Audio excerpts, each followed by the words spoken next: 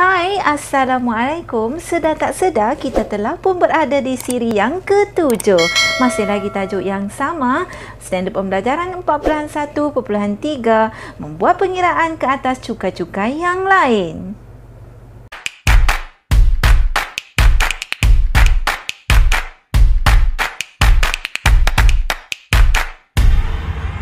Cukai jalan dikira berdasarkan kapasiti enjin. Lebih tinggi sisi, lebih tinggi cukai jalan tersebut.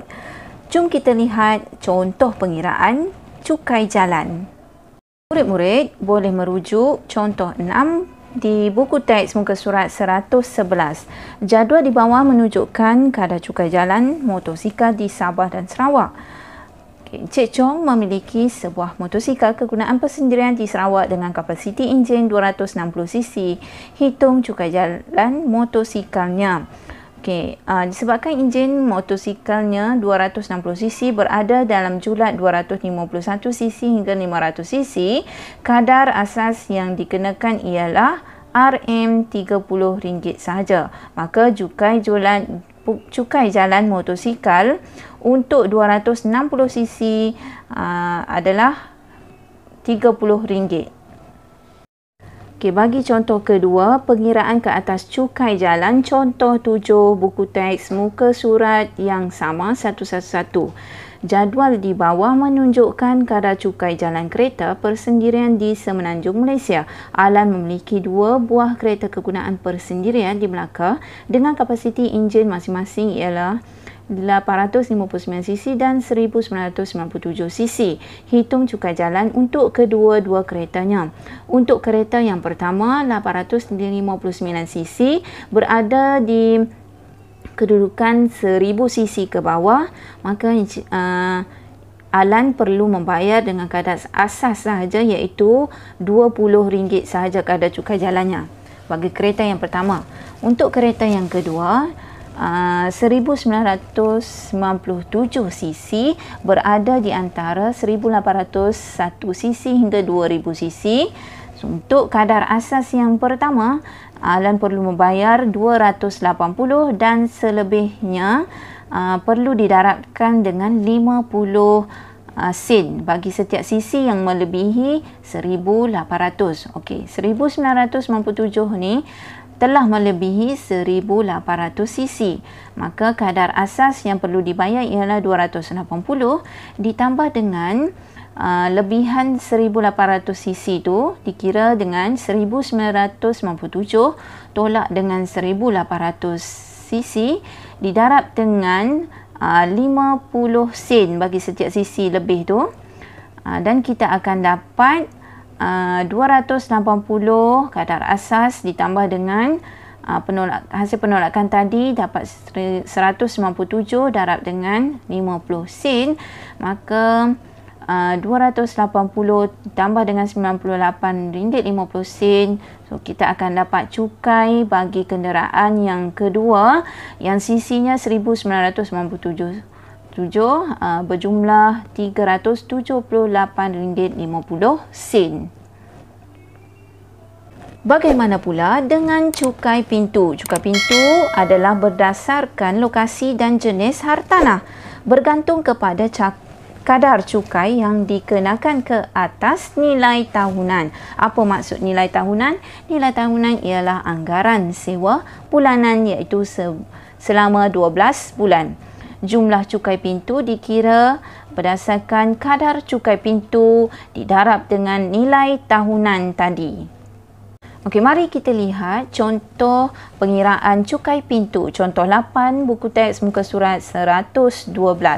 Mariani memiliki sebuah rumah kediaman di Subang Jaya. Dia menerima bil cukai pintu daripada Majlis Perbandaran Subang Jaya, diberi bahawa nilai tahunan ialah RM6,580 dan kadar cukai pintu ialah 5%. Hitung cukai pintu yang perlu dibayar oleh Mariani untuk setiap setengah tahun. Dia minta setengah tahun. Kadar cukai pintu yang kita kira adalah dalam tempoh 12 bulan, anggaran 12 bulan. Maka kalau kita nak setengah tahun, kita akan bahagi dengan 2. Okey, jumlah cukai pintu ialah kadar cukai pintu tadi darab dengan nilai tahunan, iaitu 5% darab dengan nilai tahunan dia RM6,580. Kita akan dapat RM329 setahun. Dia minta kita hitung cukai pintu dalam setengah tahun. Maka kalau setengah tahun kita kena bahagi 2, iaitu 329 kita bahagi 2. Kita akan dapat RM164.50 bagi setiap setengah tahun. Murid-murid, kita beralih kepada cukai tanah. Cukai tanah dikira berdasarkan lokasi, saiz dan jenis tanah. Iaitu pengiraannya jumlah cukai tanah ialah sama dengan kadar cukai hasil setiap unit keluasan didarab dengan jumlah keluasan tanah. Murid-murid, mari kita lihat contoh pengiraan cukai tanah. Contoh 9, buku teks muka surat 112. Encik Hamid memiliki sebuah rumah berkeluasan 130 meter persegi. Diberi bahawa kadar cukai tanah yang dikenakan ialah 43 sen setiap meter persegi. Hitung jumlah cukai tanah yang perlu dibayar oleh Encik Hamid setiap tahun.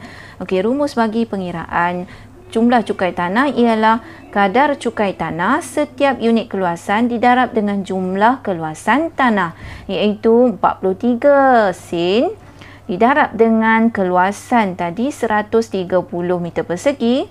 Maka jumlah cukai tanah yang perlu dibayar oleh Encik Hamid ialah RM55.90 setahun.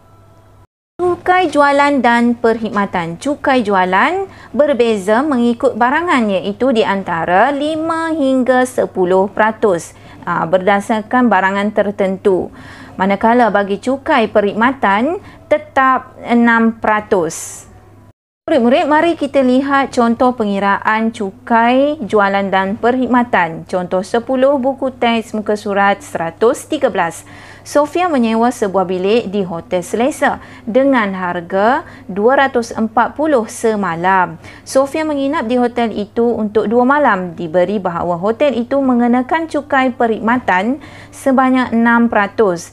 Hitung cukai perkhidmatan yang perlu dibayar oleh Sofia. Cukai perkhidmatan diberi dalam soalan iaitu 6% dan dia membayar dengan harga RM240 semalam.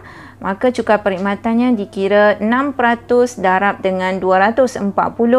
Maka cukai perkhidmatan yang perlu dibayar oleh Sofia ialah bernilai RM28.80. Pengiraan-pengiraan yang kita telah pelajari tadi, cikgu ringkaskan di sini, iaitu pengiraan bagi cukai jalan adalah berdasarkan kapasiti enjin, iaitu CC. Lebih tinggi CC, lebih tinggi nilai bayaran cukai terhadapnya.